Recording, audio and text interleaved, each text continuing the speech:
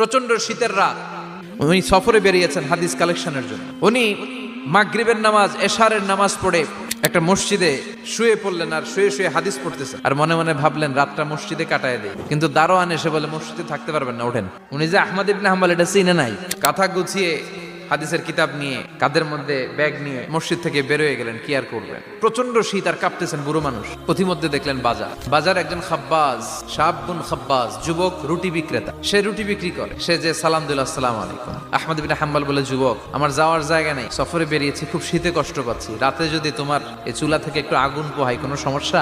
যুবক বলে, না না, সমস্যা না, আহলান ওয়া সাহলান, বসে আমতে আসেন আসেন, আপনি আগুন পোহাইলে আমার সমস্যা কি? আল্লাহ শুকরিয়া করে উনি বসলেন আর আগুন পোহাচ্ছেন। আর খেয়াল করলেন যুবক রুটি বানায় আর পরে আস্তাগফিরুল্লাহ, রুটির দলা বানায় পরে আস্তাগফিরুল্লাহ, খামির বানায় আর পরে আস্তাগফিরুল্লাহ, খালি এইটাই পড়তেছে। ইমাম আহমদ ইবনে হাম্বল তো অবাক, কিরে এটা আবার কেমন যুবক, খালি আস্তাগফিরুল্লাহ। উনি প্রশ্ন করলেন, যুবক, ঘটনা কি? আসার পর থেকেই তোমার দেখতেছি তুমি রুটি বানাও, রুটি বিক্রি করো আর পড়ো আস্তাগফিরুল্লাহ।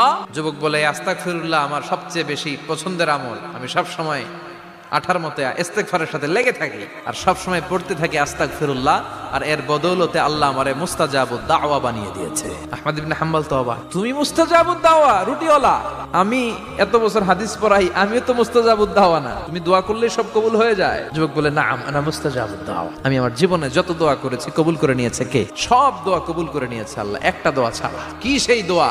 যুবক এবার বলতে শুরু করলো, আমার জীবনে যে দোয়াটা আল্লাহ কবুল করে নাই সেটা হচ্ছে আমি আল্লাহর কাছে অনেক চেয়েছি, অনেক দোয়া করেছি, যে আল্লাহ শুনেছি এই জামানার সবচেয়ে বড় মুহাদ্দিস, তার নাম নাকি ইমাম আহমদ ইবনে হাম্বল। আল্লাহ তোমার কাছে আমার চাওয়া, আমি যেন এই ইমাম আহমদ ইবনে হাম্বলরে দেখে মরতে পারি।